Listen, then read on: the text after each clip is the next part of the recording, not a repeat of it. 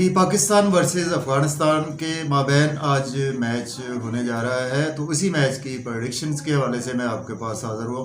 तो मैं हूँ आपका एस्ट्रोलॉजर सैदुल हसन। तो मैच के हवाले से मैंने एक तो अफ़गानिस्तान का भी हॉरोस्कोप बनाया है, अफ़गानिस्तान के कैप्टन का हॉरोस्कोप बनाया है, पाकिस्तान के कैप्टन का हॉरोस्कोप, और उसमें कुछ प्लेयर्स ऐसे होते हैं कि जिनका हॉरोस्कोप बनाना ज़रूरी होता है। इसी तरह से अफ़गानिस्तान के भी कुछ प्लेयर्स हैं कि जिनका हॉरोस्कोप बनाना ज़रूरी होता है। उसमें कुछ अच्छे बैट्समैन होते हैं, कुछ बॉलर्स अच्छे होते हैं, और इसी तरह से वक्ती जायचा भी बनाना ज़रूरी होता है। तो इन्हीं तमाम चीज़ों की बिना पर ही हमने प्रडिक्शंस करनी होती है। तो आलमल गैब अल्लाह ताला की ज़ात होती है, तो ये जस्ट प्लैनेट्स का इल्म है, और प्लैनेट्स के इल्म के मुताबिक ही हमने प्रडिक्शंस करनी होती हैं।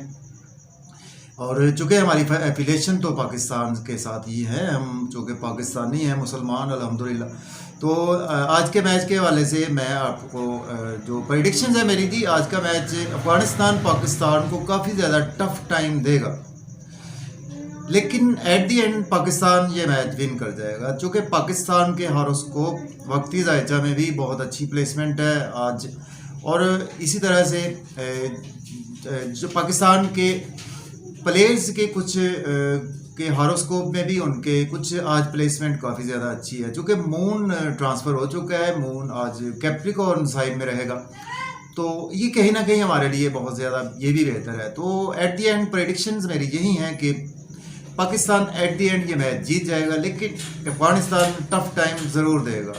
तो मुझे इजाज़त दें, अपना ख्याल रखें।